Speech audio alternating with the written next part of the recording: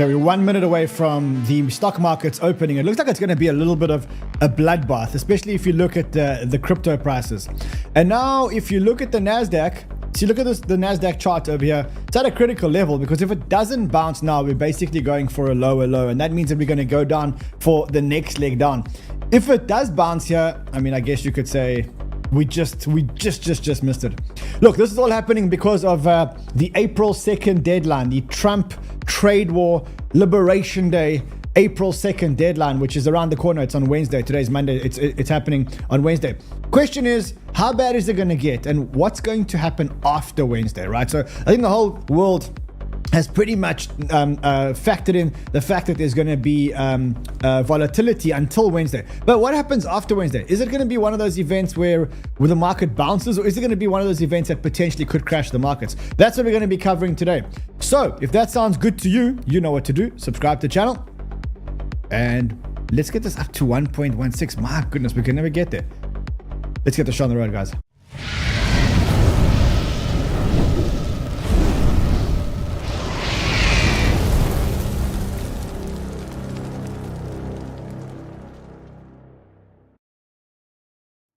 Okay, I'm assuming now that the NASDAQ's open.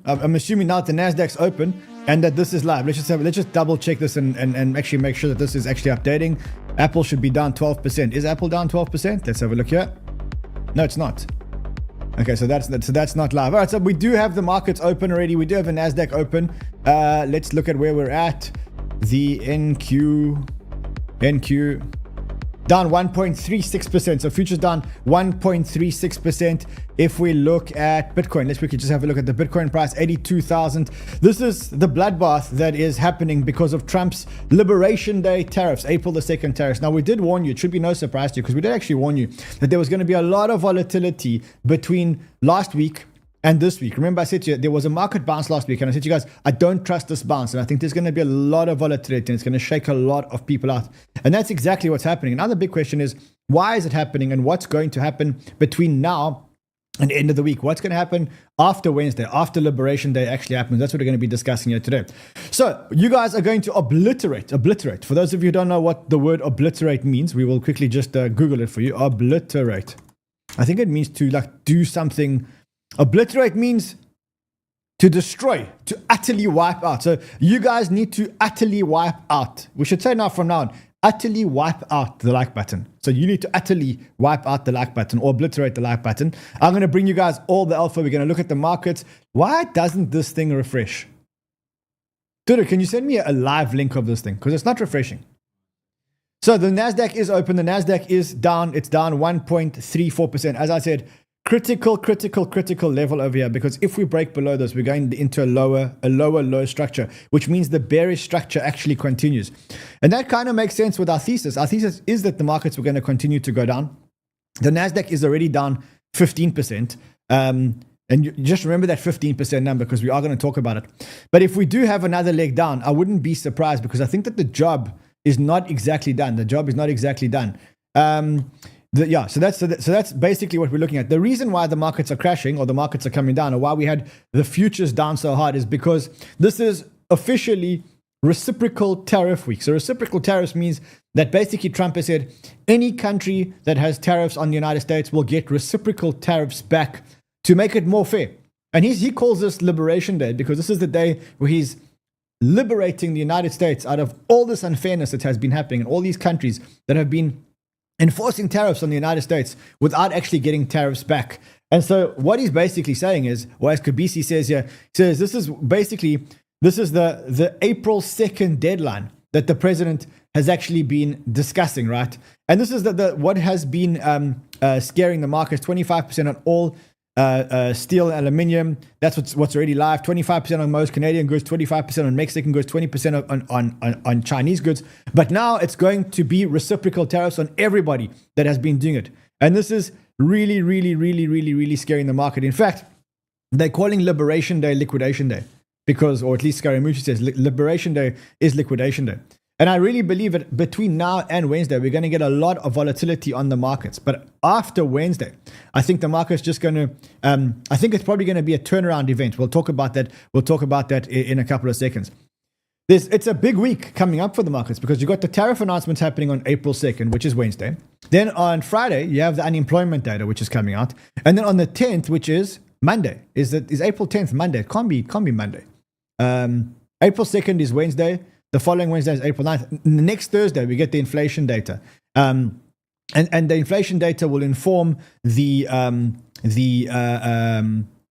interest rate decisions. And remember that Trump here is working to the master plan, and the master plan is to get interest rates down. He actually just tweeted about it. Do we have that tweet somewhere? I think we do have that tweet. He actually just tweeted about it. He said, let's try to find it here. He says, Trump just asked the Federal Reserve to that actually came out right now.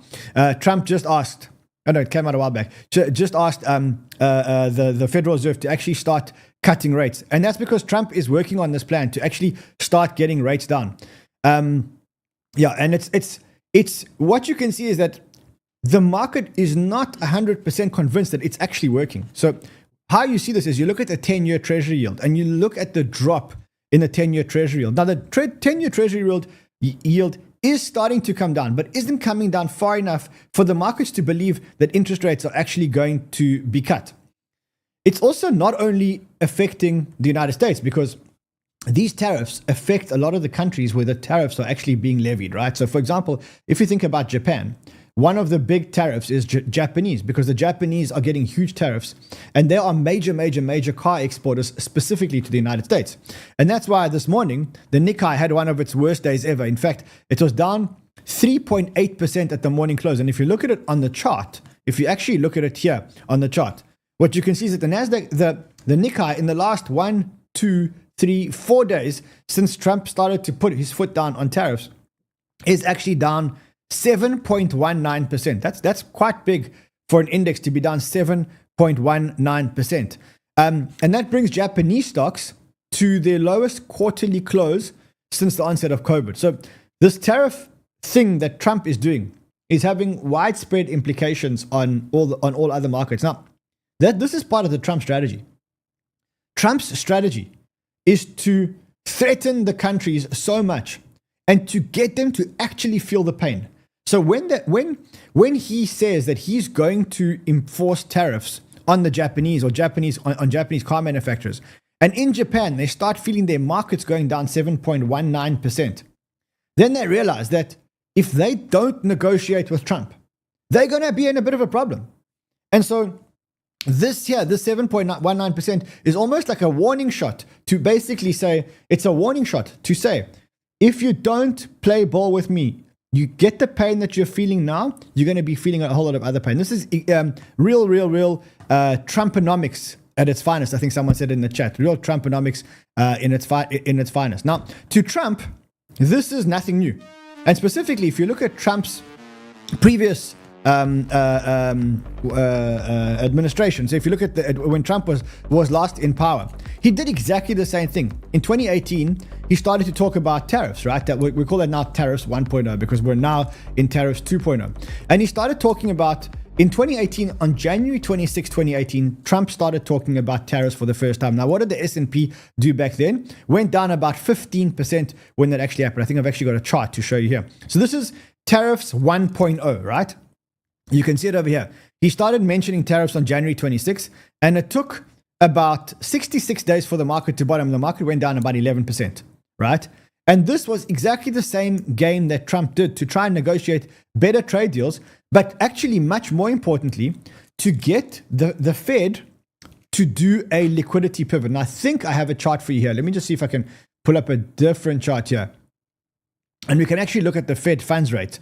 And you can see if you look at 2018, so let's actually get to around there, around 2018, there was a pivot in the Fed fund rate somewhere around here. So it was somewhere around there when we had a pivot in the Fed's funds rate. Trump is adopting exactly the same playbook again, except this time the implications are much bigger because this time the S&P 500 I think is already down more than. So let's have a look here. SP 500. You have the S&P 500 already down from the top to where we are now, about 11%. Okay, so it's about the same as Trump Tariffs 1.0. We're getting Trump Tariffs 2.0. But then the thing is, if you look at what happened after that, so let's actually look at the S&P 500 in January. And if you go to January 2018, so 2018 we went down. Let's go to January 2018. No, you can't stop the chart. I mean, that's unacceptable to stop a chart. Anyway, what you'll realize is that you'll see that actually the market started to move up straight after that. The markets actually started to move up and up and up and up and up and up and up, right? And so this game is exactly the kind of game that Trump's playing to get exactly the same result. The result is that he wants to force the Fed's hands, right? And if you read this tweet by Dan, who says, I'll read it to you. It says, most people don't understand the game that Trump is playing, but I'll tell you simply. In 2018, Trump's tariff chaos forced a liquidity pivot, and it's literally about to happen again. In December 2018, Trump declared himself the tariff man. The market hated it. Sound familiar? The S&P fell over 15% over the course of December. It looked terrible as the markets capitulated. As always, everyone was zoomed in. And yes, a significant amount of people were calling for a bear market and a recession. Then, on December 26th, out of nowhere, it all bounced back with a bullish reversal again. Why? Jerome Powell blinked and the Fed pivoted to QT, the end of quantitative tightening, which is similar to what's been happening at the moment, right? He says here, he goes, once again, Trump is calling for a recession and acting like everything is going to break. So we're in for a very similar environment. Because of all the things playing out, Trump 2.0 is bullish for crypto and he wants to buy a ton of Bitcoin. He says at the bottom, he says, so the bottom might not be in just yet, but it's way closer than you think. The crypto bull market hasn't even started yet. So I'm not going to comment about the crypto bull market starting or not starting yet, because I think that's a discussion which we're going to have on another show. But it's important to know that this playbook is a playbook that Trump has already played before, and that it did force a pivot the last time. Now, let's assume that Trump doesn't play this game. Then the US has got a massive problem because they need to refinance their debt. They cannot refinance the debt with interest rates of 4 and 4.5%. If they do, they simply won't be able to repay the debt repayments. And if they don't pay the debt repayments, they're going to have to default. They're going to be bankrupt. I read this tweet earlier. It says, the US will default on its debt within 4 years. This is inevitable. And as these risk gets priced into markets over the next 4 years, we're going to see an epic financial crisis. Now, I don't believe that there's going to be an epic financial crisis. I think we could avert the financial crisis. But I do believe that the US has to be in a position where it can refinance its debt. And if it's not, then pretty much Trump can't carry on going forward. So I stick to my thesis. My thesis is that it's going to get worse before it gets better. And that something, unfortunately, has to break to bring interest rates down. And only when that thing breaks and interest rates go down, or when we get bad economic data and interest rates go down, then the whole market will pivot. And until then, it's going to be tough on the markets. And we just can't keep calling the bull market and, no, guys, there's a bull market, bull run, bull run, bull run. Until then, the markets are scared. And you can actually see it. Everything that Trump is doing is actually bringing both the NASDAQ and the S&P 500 to almost have the death cross, right? So the death cross is pretty much imminent on both of these. Actually, not even on both of these, but actually on Bitcoin as well. So you have a death cross, which is imminent on the S&P 500, the NASDAQ, and on Bitcoin. Now, with the S&P 500 and the NASDAQ, there's mixed feelings about a death cross. Like, we had a death cross here in 2022, and then the markets went a whole lot down from the top of the death cross to the bottom of it, from top to death cross, 15.8%. From death cross to the bottom, another 26%. And from top to bottom, another 38%. So that's what happened the previous time that we actually had a death cross. I don't think this is, but there have been many times, specifically, and also specifically in crypto, where when you have the death cross, that is usually the time where it actually marks the local lows.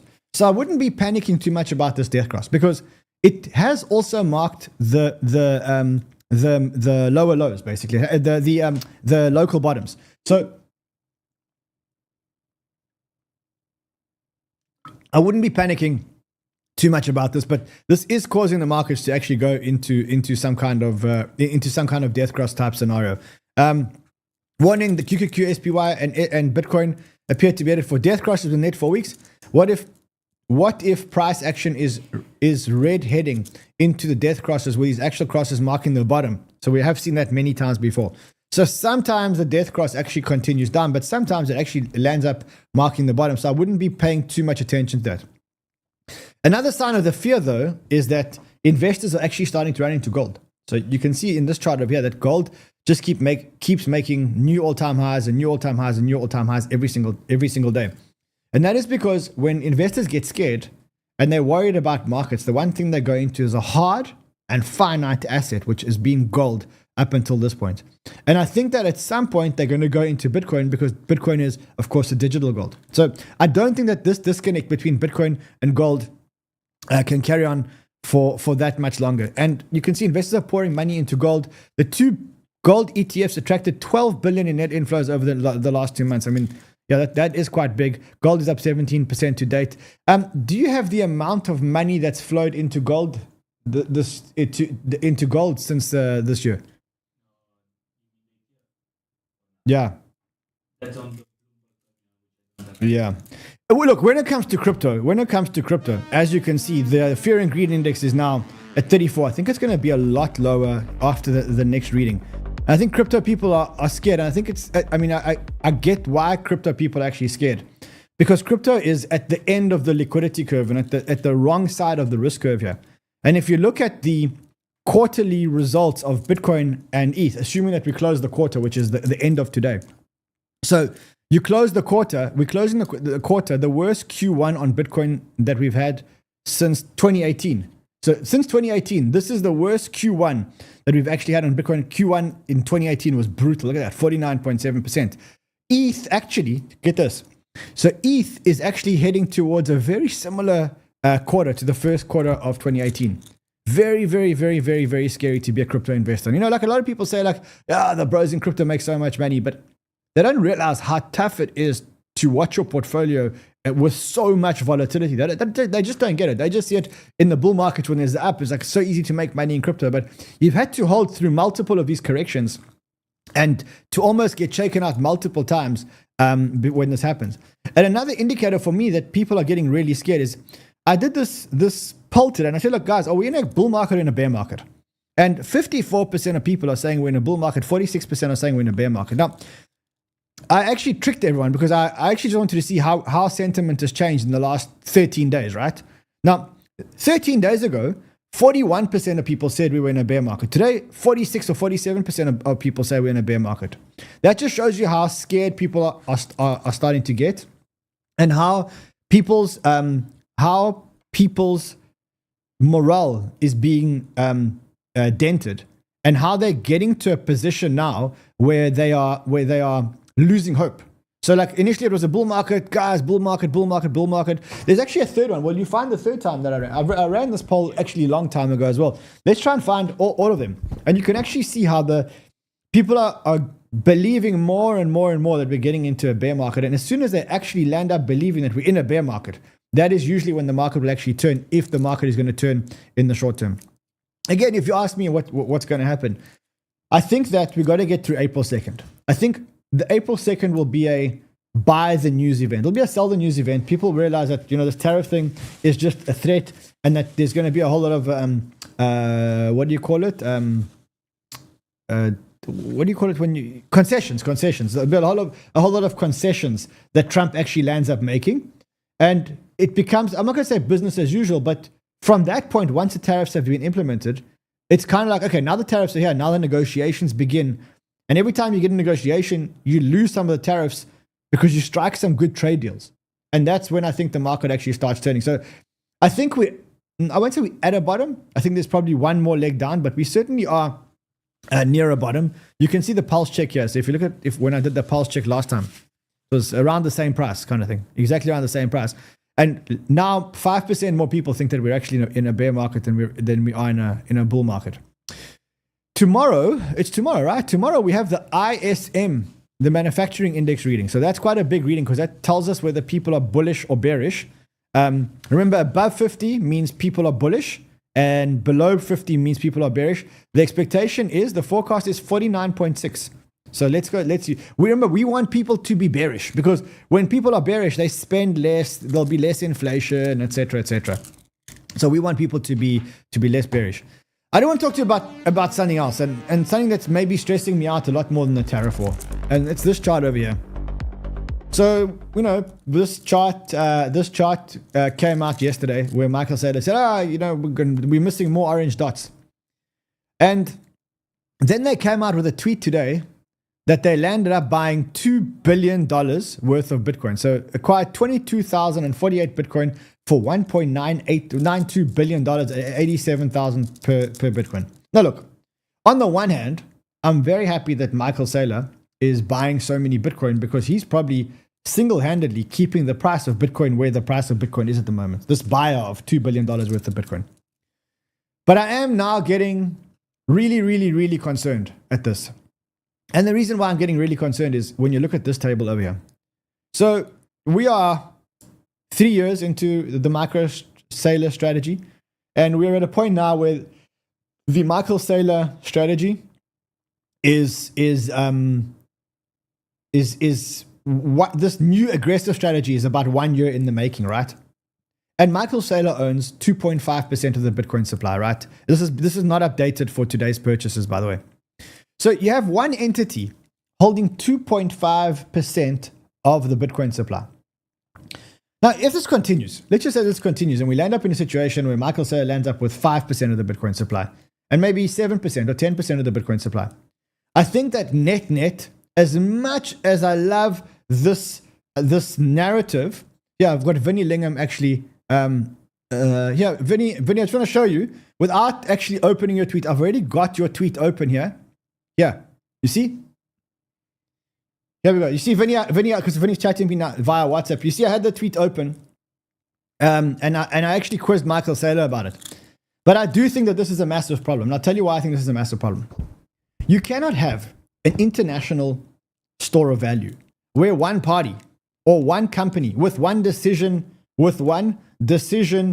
maker or one board of decision makers lands up holding 5% of the risk hedging asset.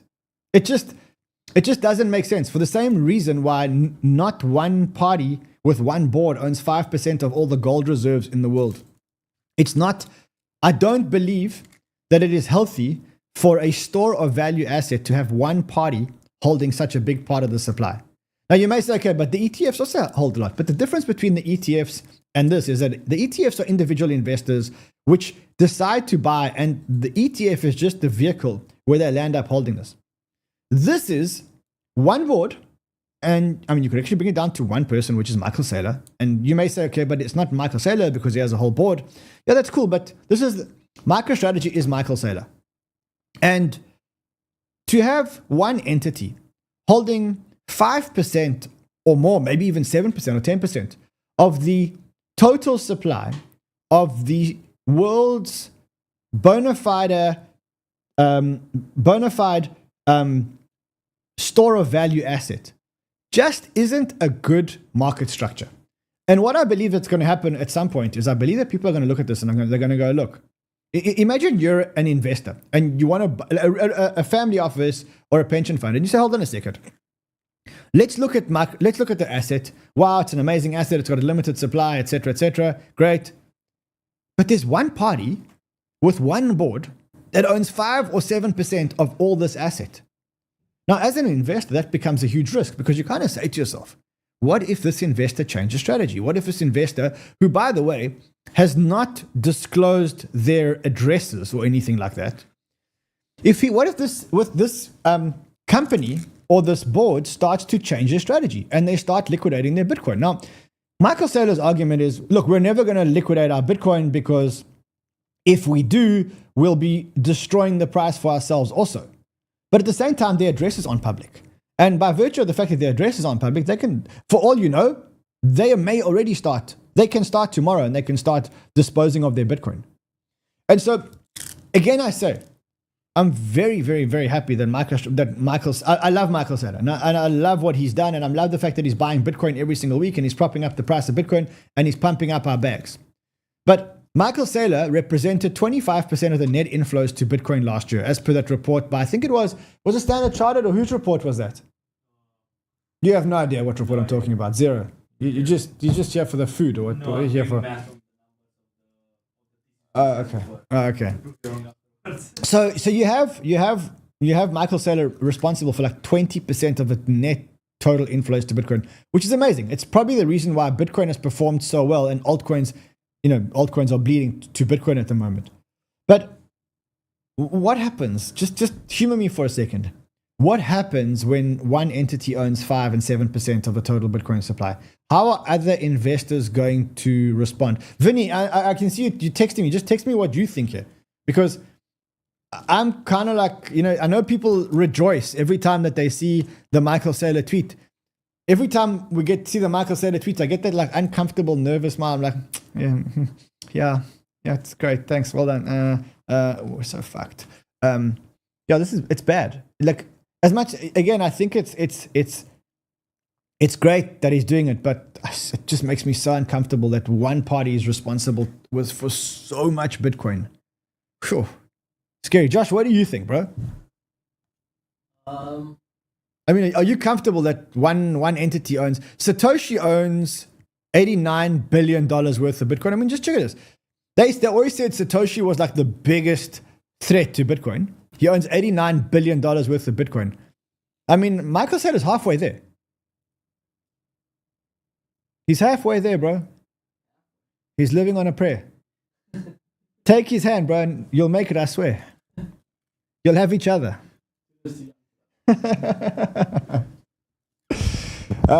He said, Vinny says, I wrote about this in 2017 when I said you were well, let's phone Vinny. I mean, we can, why we just phone him and just see what he says.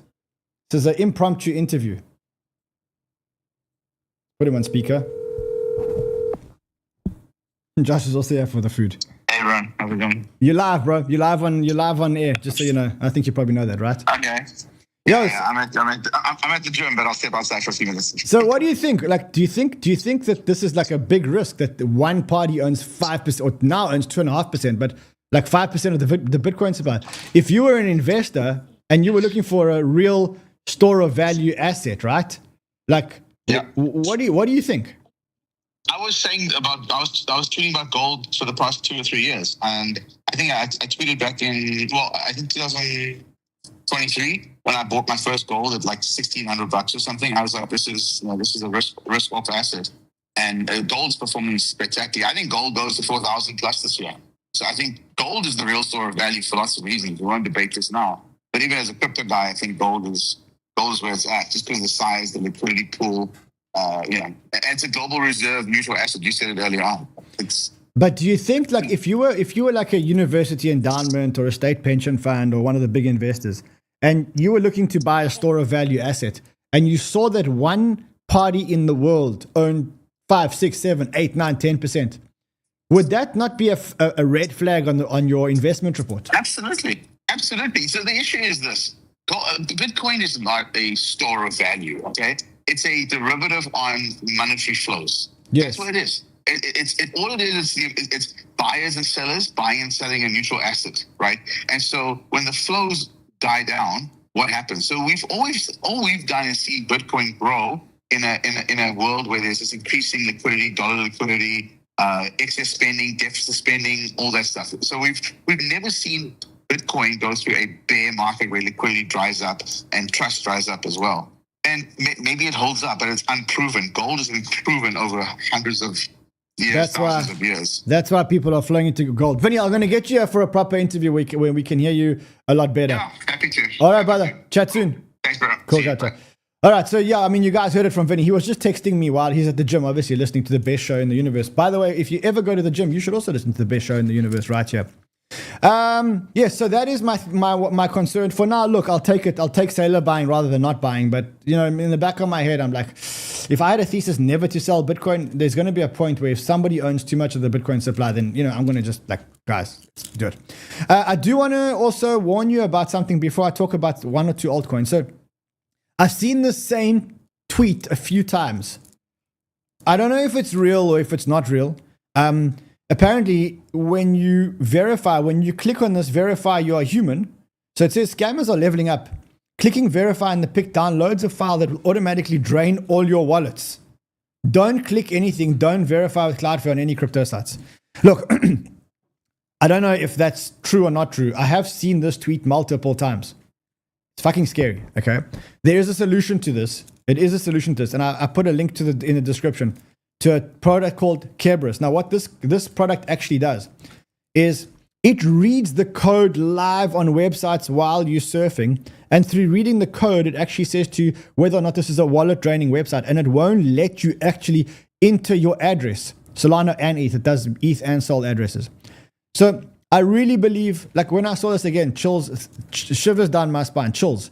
Be careful. Download this.